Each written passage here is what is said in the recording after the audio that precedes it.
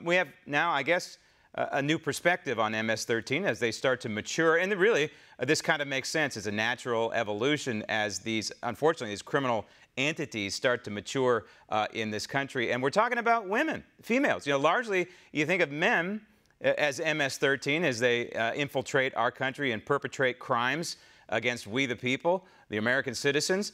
But eventually, they're going to take mates. They're going to try and infuse women into their system. They are. And listen, don't underestimate the importance of this. I mean, this is really the build out of an international criminal organization. Don't underplay the importance. Don't downplay it, because this is not unlike the recruitment of women by terrorist organizations. They're just as vicious, just as violent as men, more so in a lot of cases. All right, so let's drill down a little bit. I guess there's two kinds of women who are joining. One, by volunteer. Two, by force. I guess some people would call them both victims, but in the end, if they are participating in these criminal activities with MS-13, whether they're victims or not, they're also criminals too. They are, absolutely, but here's the problem. Most of the time, people will look at women and give them leniency because of gender, because of children, and again, they can be just as violent, just as brutal, commit just as vicious of crimes as men.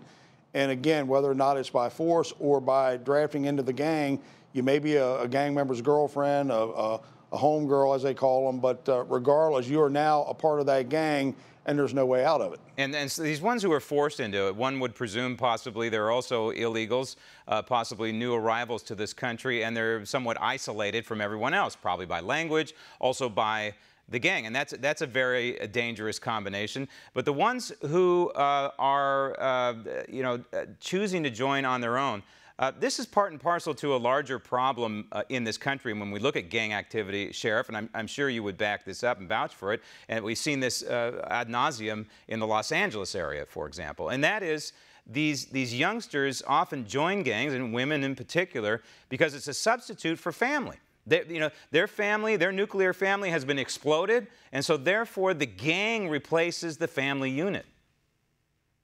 Absolutely right, and more so young people, young adults, teenagers who come here from El Salvador, Central America, are recruited here specifically for gang membership and affiliation. We see that a lot in the undocumented children that come here. 4 or 5 years ago, they were here as under the DACA provision. Now they're full-fledged gang members. They're adults committing serious crimes. And you mentioned the leniency in this society, which we can debate another time, toward women and criminality. The gang members know this. They're not stupid.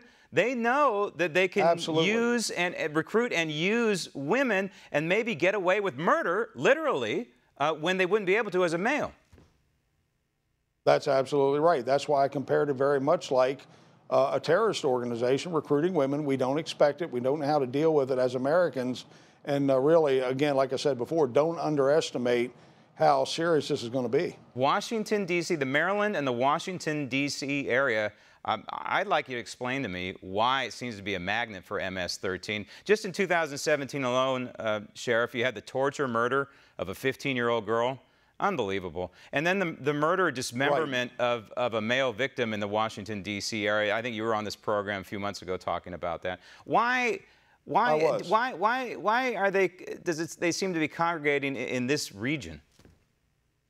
Maryland is not only a sanctuary state, but a magnet state in the sense that they know they come here to this mid-Atlantic region in Montgomery County, Prince George's County, Northern Virginia.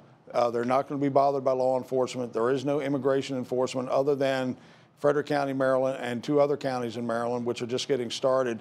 But listen, this even goes further. We have to back the president's efforts to build this wall, cut off the flow of the immigrants, of the criminal aliens into this country before we can get a handle on it. Yeah, it's time the Congress catches up with what the president is proposing. And you know, the president keeps calling for not only the wall, but he also says, hey, we need to stop, catch, and release. And this is part of the parcel to the problem, is that the Congress needs to start passing laws to close these loopholes. We saw it with the caravan, these people walking up to border agents say, hey, you know, the magic word, it's asylum, you're let in. All this stuff is the domain of the Congress, and then the president implements it, and then you on a local level abide by the law. All of that emanates from Congress, and they need to get on board. Sheriff, thank you.